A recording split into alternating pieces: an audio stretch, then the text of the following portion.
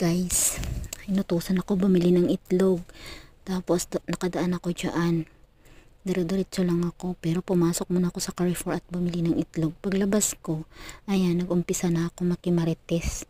Tanong ako, sabi ko, ano ba nangyari dito? Sabi nila, may binaril daw dyan. Tapos sabi ko, hala, ayan ang media. Tapos ayun, pero makikita ko niya sa tip. Tapos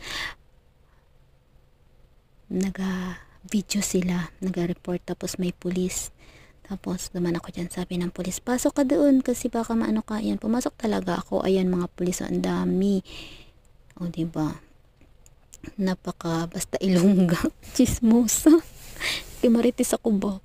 Ayan, hotel yan. Hindi ko lang alam kung anong nagbarilan dyan o may binaril na ano, basta lagi ako dyan dumadaan araw-araw. May binibili ako sa